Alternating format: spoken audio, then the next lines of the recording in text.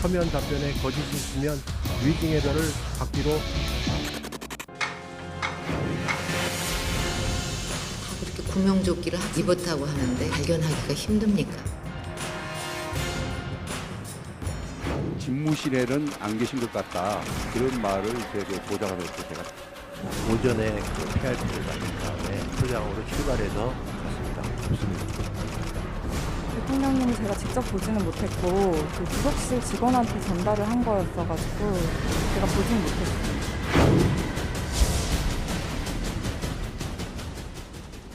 예, 오늘 3차 청문회 정말 무슨 종합병원에 온 기분이었을 겁니다. 의료인들이 달거 출석을 해서 세월호 7시간을 비롯해서 여러 가지 문제에 대해서 집중 규명을 해보는 시간을 지금 가졌는데요.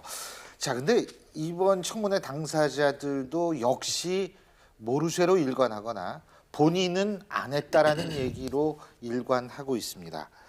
청문회를 하면 2014년 4월 16일 그날의 대통령 행적이 속 시원히 풀려야 정상인데 오히려 의혹이 더 커지고 있습니다.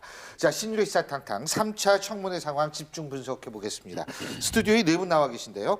위덕대학교 이상미 부총장, 최진영 변호사, 한양대학교 고영신 특임교수, 그리고 백기종 전 수서경찰서 강력팀장 네 분이십니다. 어서 오십시오. 안녕하십니까? 예, 이 탄핵소추 안 중에 하나가 이 세월호 사건 때 재난당한 국민을 제대로 보호하거나 구조하지 않아서 직무를 유기함으로써 헌법을 위반했다. 바로 세월호 7시간에 관한 의혹이 이제 탄핵 사유 중에 하나 아니겠습니까? 네, 그렇죠. 자, 이 부분인데, 자, 오늘 여기 나왔던 의사들, 이 청문회에 나왔던 의사들, 김영재, 김상만 이런 분들은 모두 세월호 참사 당일에 청와대를 방문하거나 대통령에 시술한 적이 없다 이렇게 주장을 하고 있고요.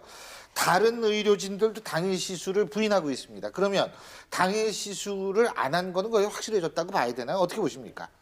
예, 팀장님. 저는 이제 개인적으로 우리 그 청문회를 좀 쭉 지켜봤습니다. 예. 우리 시사탕탕 방송을 위해서도요. 김영재 원장이 하는 걸 유심히 좀 지켜봤는데요. 예. 김영재 원장이 하는 이야기는 모두 사실로 생각이 됩니다. 자, 장모 진료를 했다.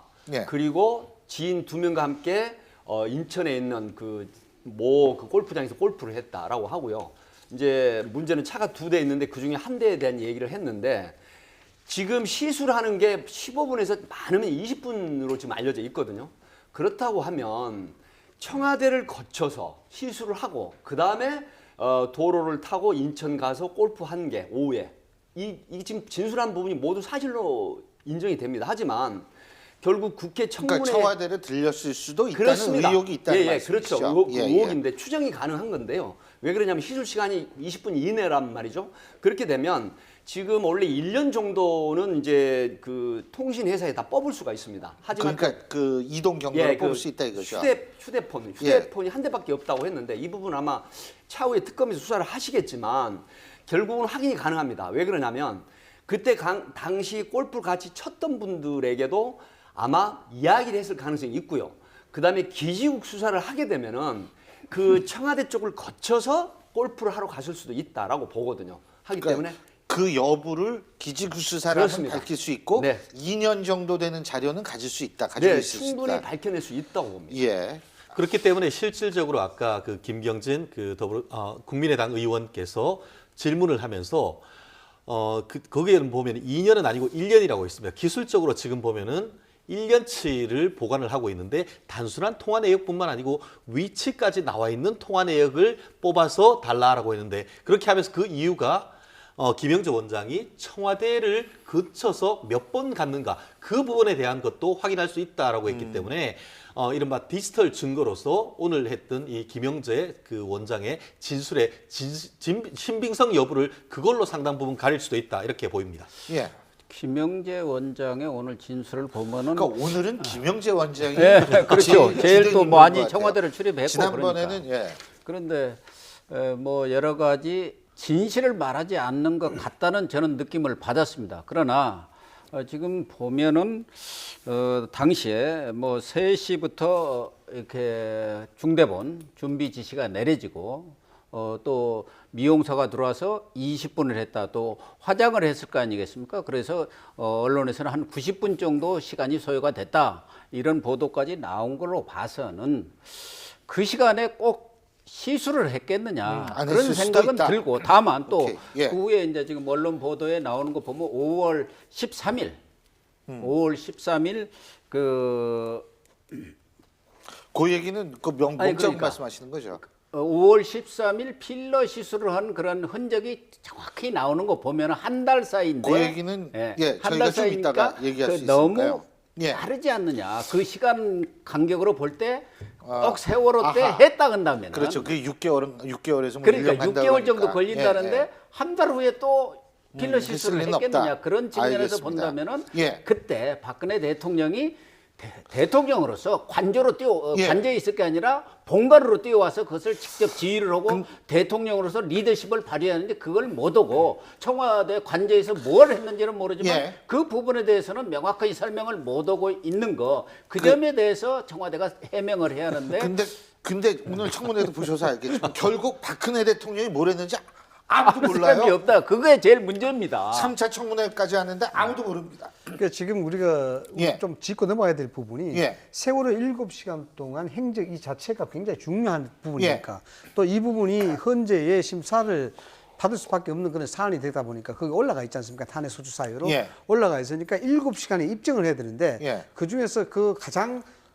직무유기를 입증할 수 있는 조건이 사실상 필러라든가 미용 시술을 받았지 않느냐. 이 부분을 포인트를 맞추다 보니까 사실상 이 얘기가 그걸로 지금 한문이 되고 있는 상황이거든요. 예. 그런데 지금 정인들의 이야기를 들어보면 대부분 지금 없다라고 이야기합니다. 그런데 여기서 구체적으로 누가 했다라고 이야기를 할 수 있는 그런 구체적인 정황도 지금 나오지 않는 상황이고. 그러니까 이 부분들은 꼭 굳이 미용 수술이 아니더라도 그럼 7시간에 대한 행적이 불분명한 건 사실이니까. 본 사람이 없는 것 같아요. 그러니까 제가 볼 불분명한 때는. 건 사실이니까. 네. 만약 예를 들어서 아주 적법하고 또는 아주 명확하고 아주 구체성 있는 일정이라 그러면 안 밝힐 리가 없다는 거죠. 그럼 밝히면 다 끝나는 문제인데 그럼에도 불구하고 안 밝히는 부분들은 자꾸 우리가 이렇게 미용 시술을 했지 않느냐라고 억측을 하게 지금 만들고 있는 것이죠. 맞습니다. 예. 결국 이 부분과 관련해 간단하게, 가지고는 예. 이게 그 박근혜 대통령 같은 경우에는 법적으로 그 접근을 하려고 하는데요. 형사적인 것이나 아니면은 그 탄핵이나 모두 입증을 소추했는 측에서 입증을 해야 되는 겁니다. 본인이 적극적으로 밝히지 않으면 결국 제3자 증언이나 통해서 아하. 뭘 했는지를 밝혀야 되는데 오늘 이처럼 지금 거의 뭐 12시간 가까이 수십 명에 가까운 사람을 예. 불렀어도 조사를 못해서 밝히지 못한다고 하면은 예. 결국 이 부분에 대해서는 정말 미궁으로 남을 가능성이 있다는 점에서 저는 상당히 좀 국민의 한 사람으로서 안타깝다 이렇게 얘기할 수 있을 것 한 같습니다. 말씀만 좀 예. 드리자면요. 그 우리가 모두의 그 앵커께서도 지적하셨습니다만은 세월이 7시간 넣는 이유는 직무유기에 대한 그렇죠. 가능성 이걸 보는 것 예. 아니겠습니까? 탄핵 소추에 올라가는 심사 대상 중에서 형사상으로 유무죄가 성립될 수 있는 사안들은 여러 가지 예. 굉장히 많습니다. 그러나 유무죄상으로 인정되지 않는 사안, 밝혀지지 않은 사안이 바로 세월의 7시간인 겁니다. 그렇죠. 그래서 이 부분에 대한 부분들이 여론의 반향도 굉장히 크고 정무적인 함의도 굉장히 크고 여기에 대해서 직무유기에 예. 대한 가능성이 굉장히 높기 때문에 예. 이 부분을 어떤 식이든지 구체성을 밝히지 않으면은 알겠습니다. 상당히 좀 곤란스러워지는 그런 아니 가능성이 그러니까 저도 한 말씀 붙이면 간단하게 구술했다, 해주세요. 성형 예. 수술했다 했는데 그걸 안 했다 하더라도 대통령이 제대로 자기 직무를 수행하지 않았으면 직무유기가 되는데 그렇지 않습니까? 그런데 지금 사실은 윤전추, 이영선 두 행정관이 오면 그분들은 제2부속실에 있었기 때문에 그날에 대통령의 동선에 대해서 정확하게 알고 있었다고 봐야 하는데 이분들은 지금 오늘 안 나오잖아요. 나오지를 안 해버렸기 때문에 청와대가 제대로 직무를 하지 않은 것만은 틀림없는데 그것이 반드시 구술했다든가 아니면은 성형수술을 했다고만 이렇게 단정해서 얘기할 필요는 없다. 그런 지금 이제 박사님께서 중요한 부분을 전 지적했다고 보는 게 뭐냐면 청와대가 세월호 7시간에 보다 적극적인 입장을 가지고 개진할 필요가 있다는 겁니다. 그러니까 오히려 적극적으로 하려면 두 행정관을 오늘 청문회에 나오게끔 만들었어야 되는 것 아닌가라는 생각이 드는데 이제 더 이상 아니라는 얘기는 그만하고 이거를 이런 식으로 했다라는 얘기를 좀 들었으면 좋겠다는 생각이 듭니다. 자, 이 3차 청문회는 세월호 수색이 한창일 때 미용 시술을 받았다는 정황이 제기가 됐습니다. 더군다나 오늘 아침 언론에서 사진까지 상세히 보도를 했었는데요. 여기에 대해서 최순실 단골 의사 김영재 원장이 여기에 동의하는 듯한 증언을 했습니다. 박상영 앵커가 전해드립니다.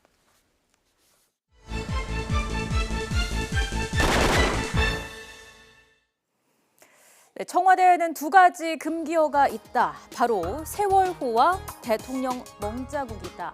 3차 최순실 청문회에서 더불어민주당 김한정 의원이 했던 주장이죠. 자, 김 의원은 세월호 참사 전후로 박근혜 대통령의 얼굴 사진을 정밀 분석한 결과 이 주사 바늘 자국과 선명한 피멍 자국이 있으며 이는 굵은 바늘을 이용한 주름 제거 등을 위한 필러 시술 자국이라고 주장을 했는데요. 이에 대해 증인으로 출석한 최순실의 단골 성형이 김영재 원장도 필러 자국 같다고 답했습니다. 다만 자신은 대통령에게 필러 시술을 한 적은 없다고 강조했습니다. 자문의도 아닌 김 원장은 박 대통령의 보안 손님으로 검문 검색 없이 청와대를 드나들며 박 대통령을 진료한 사실도 드러났는데요. 김 씨는 이러한 대통령과의 특별한 관계를 통해서 다양한 특혜를 누린 의혹도 잇따르고 있습니다. 관련 이야기 전문가들과 보다 자세히 나눠보겠습니다. 예, 박상영 앵커가 지금 말씀드린 것처럼 말이에요. 이 김영재 원장도 세월호 참사 전후의 사진을 보면서 그런 것 같다라고 얘기를 했습니다. 사진 잠깐만 한번 보여줄 수 있어요? 이게 지금요, 이 사진이 나오면 뭐 아시겠지만 우리 시청자 여러분께서 행여 못 보신 사진, 이게 지금 이 사진들입니다. 지금 여러분 박근혜 대통령, 우리가 보기엔 왼쪽, 박 대통령의 입장에서 볼 때 오른쪽 밑에 명자국이 보이실 겁니다. 옆에 사진도 여기서 같은 위치인데 이것을 보고서 필러를 맞은 것 같다. 근데 우리가 말씀하시죠. 네, 근데 저게 사실 함정이 있습니다. 예. 어떤 함정이냐 그러면은 지금 김영재 원장이 5월 13일 날 대통령 사진을 보고 멍자국이 저게 어떤 거냐라고 물으니까 김영재 원장이 필러 자국 같다라고 이야기했지 예. 않습니까? 그렇다 그러면 아까 우리가 패널들께서 이야기하신 대로 필러에 대한 시술 효과가 5, 6개월 간다 그러면은 최소 6개월. 그렇죠. 최소 5, 6개월 간다 그러면 자기가 안 했다는 것을 그대로 인정하는 거예요. 그리고 그 자체가 합리적으로 인정이 되는 겁니다. 예. 그렇기 때문에 저 부분을 김영재 원장이 그걸 계산하고 이야기했는지는 몰라도 5월 13일에 필러 자국 맞다 그러면은 최근에 5월 13일 전후로 했으니까 4월 16일하고 지하고는 아무 관계가 없게 되는 겁니다. 그래서 그렇죠. 그걸 인정하는 그런 셈이 되고 그렇다 보면 4월 13일에는 결국 저 필러 시술 자국이 멍자국이 맞다 그러면 4월 16일은 아무것도 안 했다. 그 미용은 받은 적이 없다라고 이게 가정적인 결론이 되는 거죠. 근데 그럼에도 불구하고 사실은 이제 우리가 보는 것은 그때 한창 구조 작업이 진행 중인데 그 와중에 이렇게 필러를 할 수 있느냐? 저는 그렇죠. 사실 그것도 외국 문제죠. 정상들도 필러 뭐 성형 많이 할 수 있다라고 보거든요. 뭐 트럼프 대통령이라든지 이런 사람들. 근데 문제는 그 시기적 요인이 그렇다라고 그래서 이게 문제가 될 수 있는 거죠. 그렇습니다. 예. 제가 이제 사실은 아는 지인들 예. 성형외과하고 또 예. 다른 과의 의사하고 제가 들어오기 전에 한 2시간여 전에 예. 통화를 했었고요. 뭐 김영재 원장을 또 잘 아는 분하고도 통화를 했었습니다. 예. 그런데 지금 전문가들 이야기를 빌려보면 이게 보톡스하고 틀리게 필러 시술의 흔적은 상당히 맞다라고 합니다. 왜 그러냐면 3, 4cm 정도의 굵은 바늘과 작은 바늘이 있는데 이게 그 피하층을 주사를 하면서 혈관을 약간 건드리게 되면 피멍이 보통 일주일 정도 간다고 합니다. 그런데 이게 이제 보톡스하고 틀리게 필러가 6개월 정도 유효 기간이 있다고 하는 부분은 너무 이게 강범위하게 생각을 한다. 예를 들어서 필러 시술을 하고 약간의 피부에 부작용이 생겼을 때는 보완 시술을 또 한다고 합니다.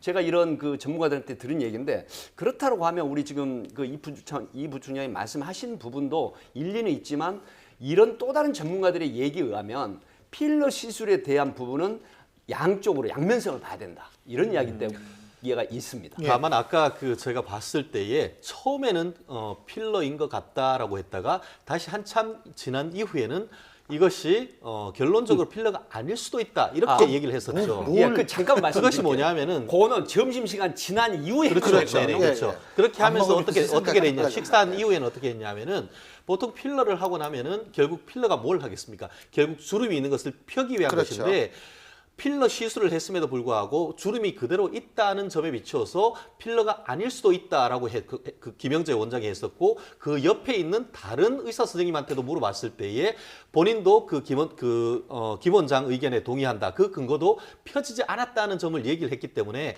아직은 멍이라고 있긴 있지만 그것이 지금 필러라고 단정할 수는 없다라고 이렇게 약간 진술을 변경했다는 그런 점이 또 있는 것 대통령을 같습니다. 누가 때릴 수는 없잖아요. 그렇습니다. 그러면 그렇기 때문에 거기에 멍이 들 수 있는 방법이 뭔지 그렇기 궁금해지는 때문에 거죠. 합리적인 어떤 추론을 했을 때는 어떤 미용 시술로서의 필러 내지는 다른 거였을 가능성은 있지만 그것을 아직까지 단정할 수는 없다. 반드시 필러가 네네. 아닐 수도 있다. 네, 그렇죠. 다른 시술일 수도 그렇죠. 있다. 그런데 오늘 예. 제기하는 의혹은 그 안민석 의원을 비롯해서 예. 야당 의원이 제기하는 의혹은 비록 그것이 4월 16일 당일은 아니지만 그때로부터 아직까지 한 달이 채 되지 않아서 청와대 앞에서 그 유족들이 시위를 하고 사실 그 무렵에 청와대를 방문하고 실제로 이때로부터 한 3, 4일 이후에 이 박근혜 대통령이 실제로 대국민 사과를 했는 그 시점에 그와 같은 일을 했는 것이 적절하냐에 대해서 예. 어떤 야당 의원들로서는 정치적 의미에서의 어떤 책임을 묻는 그런 자리였던 것으로 해석될 수 있을 것 같습니다. 저는 이제 거기에 붙여서 지금 오늘 청문회를 보면은 지금 분명히 필러 시술을 한 것으로 뭐 많은 전문가들이 얘기를 하고 있지 않습니까? 저거 외에도 여러 가지 그 성형 시술 관련한 이런 처치를 받았다는 게 나타나고 있는데 지금 김영재 원장이든 김상만 원장이든 이분들은 다 안 했다는 거예요. 글쎄 한 사람이 없어요. 시술한 한 사람이 없어요, 없으면 또. 그러면 유령이 했느냐, 유령 의사가. 아니면 본인이 할 리는, 대통령 본인이 할 리는 없는 거고, 그렇다고 최순실 씨가 와서 할 리는 없다고 본다면은 어떻게 보면은 저 중에 김영재 원장이든 누군가가 거짓말을 하든가 아니면 저분들 외에 정말 이 성형의 전문의가 또 다른 비선 의사가 있었던 거 아니냐. 그렇다고 한다면은 정말로 청와대의 그런 의료 시스템이랄까? 그런 공식적인 주치의라든가 거기 의무실장도 있는데 다 모른다는 거 아닙니까? 저거 했는지 누가 했는지 모른다고 한다면 완전 의료 시스템이 대통령을 관리하는 그런 의료 시스템이 완전히 붕괴됐다는 얘기고 그 사람들은 또 드나들 때도 보안 손님으로 해서 바로 프리패스를 했다는 거 보면 경호 시스템까지도 붕괴됐다는 그것이 저는 더 국가 원수에 대한 예. 의료 또 아하. 경호 이 부분이 더 중요한 거 아니냐. 뭐 대통령이니까 그 시기의 적절성 문제를 자책으로도 뭐 무슨 성형수술 좀 했다 해서 그게 크게 뭐 나무랄 일은 아닙니다만은 시기적으로 시기적으로 이제, 문제가 예. 되고 그런 두 가지 점 의료 시스템 말하자면 그렇죠. 경호 시스템 이런 것들이 완전히 무너진 예. 거 아니냐. 그게 저는 더 예. 지적을 받아야 할 것 같아요. 예. 저게 뭐 시스템에 대해서 말씀을 하셨습니다만은 시스템이 거의 없는 거나 마찬가지입니다. 왜냐 그러면 간단하게 생각을 할 수가 있는데 대통령의 일신상의 건강 이 부분은 사실상 주치의가 존재하는 이유가 바로 그겁니다. 그렇죠. 여기에 피부도 들어가고요. 안에 뭐 어떤 피검사도 내장도 들어가고 바깥에서 피부도 했다는데 들어가고 뭐, 다 예. 이런 부분들이 주치의가 존재하는 이유가 대통령의 건강에 전체적인 어떤 상황을 판단하고 거기에 대해서 뭐가 필요한지 결정을 하고 이런 것들 주치의가 하는 것이거든요. 근데 주치의는 뭐 잘 모른다고 이야기하지 않습니까? 또 뭐 시술에 대한 그 과정도 잘 모르고 누가 했는지도 모르겠고 그런 것이고 결국 또 주치의는 주치의 나름대로 또 활동을 하고 자문위는 자문위대로 또 활동을 하고 이런 것들이거든요. 이런 것들이 결국 대통령의 일신 자체가 국가의 안보와 직결되는 상황인데도 불구하고 그것 때문에 주치의를 만들고 자문위원들을 자문 의사들을 만들어서 그렇게 만들어 주는 것인데 그 자체를 완전히 깡그리 무시했다는 것이죠. 그렇기 때문에 이것은 대통령 일신에 대한 문제가 아니고 국가 네. 안보 체계가 기본적인 의료 시스템에 맞춰도 아예 무시를 한 그런 일이라 봐야 되는 겁니다. 이게. 바로 지금 오늘 제가 앞서도 말씀드렸지만 김영재 원장 이 사람이 오늘 가장 이 주목을 받을 수밖에 없습니다. 이 최순실 단거로이사 김영재 원장에 대한 지원이 잘 되지 않으니까 이 관계자들이 또 어처구니 없이 보복 조치가 이루어졌다는 증언도 오늘 잇따랐는데요. 먼저 관련 얘기 직접 한번 들어보시죠. 대통령 순방에 낄 수도 없는 업체죠. 근데 대통령 순방에 공식적으로는 끼워줄 수가 없으니까 이걸 비공식적으로 비밀리에 대통령 순방마다 데리고 다닙니다. 중동의 수출업체로 진출시키라. 이걸 국가기관에다가 예산으로 하라고 무리하기 짝이 없는 요구를 했죠. 근데 그것도 기가 막힌데 그 요구를 잘 안 들어주고 잘 안 되니까 안 해준 국가기관 인사들에게 보복을 한 게 더 기가 막힙니다. 증인이 2015년 중동 순방 멤버로 원래는 정해져 있었죠. 그렇습니다. 그러다가 마지막 순간에 배제되었죠. 네. 근데 배제된 이유에 대해서 뭐 들은 게 있습니까? 청와대 지시라고 들었습니다. 예, 지난번에 평창 동계올림픽 조직위원장을 맡았던 조양호 회장도 통보받았다 그러더니 이분도 그냥 청와대 지시라고 들었다. 자, 결국 이 얘기는 간단히 얘기해서 이 김영재 원장의 부인 회사죠. 그렇습니다. YJ 콥스인가요? 네, YJ 콥스. 맞죠? 네. 그 회사가 중동에 가서 일이 잘 안 되니까 그렇습니다. 결국 이런 일이 벌어졌다 이 예, 이제 얘기죠. 이런 겁니다. 정기택 보건산업 그 진흥연구원장이 이제 취임을 해서 사실은 D등급에 있는 그런 역량을 사실 B등급 우수한 그 성적으로 올리는 그런 정도의 역할을 했던 분이거든요. 예. 그런데 역시 김영재 원장의 부인이 하는 이 소위 봉합실이라든가 의료 기술의 수출을 이제 오더를 사실 받습니다. 예. 그럼에도 불구하고 회사 자체를 조사를 해보니까 그런 정도의 역량이 안 된다는 생각에 이걸 사실은 거절을 하는 측면이 있습니다. 그러니까 결국 중동 순방에도 탈락이 되고 예. 나중에 그 윗분의 지시다, 이쪽의 지시다 그래서 사실 이 직을 내놔라 하는 요청을 받고 결국은 그 직을 나오는 이런 어떤 외압이 있었다는 걸 오늘 이 특조위에서 결국 폭로를 했던. 통상적으로 공공기관의 그 운영하는 장들은 평가를 합니다. 매년 평가를 해서 거기에 대해서 실적에 대한 평가 그리고 운영에 대한 평가 이걸 해서 이제 등급을 매기기도 하는데요. 특별한 이유가 없는 한은 국가 공공기관장이 갑자기 경질되는 사유는 없습니다. 그건 왜냐 그러면은 대통령이 인사를 했기 때문에 갑자기 경질하게 되면 경질한 이유를 국민들한테 설명을 해줘야 되는 겁니다. 국가 공공기관이기 때문에 그렇습니다. 그럼에도 불구하고 갑작스럽게 경질하는 저 자체는 굉장히 이례적인 그런 일을 봐야 되고요. 그다음 두 번째 순방 때 YJ 콥스가 이제 거기에 동행을 했다 이거 아니겠습니까? 김영재의 부인이 그렇죠. 한 그 업체가 회사죠. 아니죠. 통상적으로 대통령 순방에 참여하는 업체들은 그 해당 수석실에서 필터링을 먼저 합니다. 예. 필터링을 해가지고 그 아주 은밀하게 선별을 합니다. 왜냐하면 자칫하면 특혜 시비가 일기 때문에 그 대통령 순방길에 포함이 됐다 안 됐다는 그 기업의 신인도에 상당한 영향을 그렇죠. 줍니다. 예. 그래서 그 제3, 제4 여러 가지 검증을 절차를 거쳐서 올라오는 그 기업들에 대해서 은밀하게 심사를 해서 그게 포함을 시킵니다. 그럼에도 불구하고 YG 콥스 같은 경우는 신생업체인데 신생업체가 낀다는 것은 이례적인 일 중에서도 아주 이례적인 그런 일이라고 봐야 돼요. 그래서 알겠습니다. 이것은 누구의 지시가 없으면 끼워줄 수가 가능하지가 없는 않다. 가능하지가 않다. 거기다가 한 말씀 예. 드리고 싶은 게 간단히. 그 사퇴 압력을 받았냐 했을 예. 때 뭐라고 했냐면은 예. 대규모 감사 직후 권고 사직을 받았다. 예. D 업체에서 B 등급까지로 해서 우수 등급으로 했는데 감사 직후 했다? 앞뒤 말이 안 맞지 않습니까? 그렇죠. 그렇다는 점에서 비추어서 위의 뜻이기 때문에 거치를 정해달라. 위는 청와대다. 납득하기가 어렵습니다. 그게 지금 오늘 이렇게 청문회를 보신 분들은 아마 그런 생각이 들었을 겁니다. 이 문화체육뿐만 아니라 보건의료 쪽도 최순실이 손을 닿으면은 여러 가지 문제가 발생하는구나 이런 거를 우리가 느낄 수 있었는데요.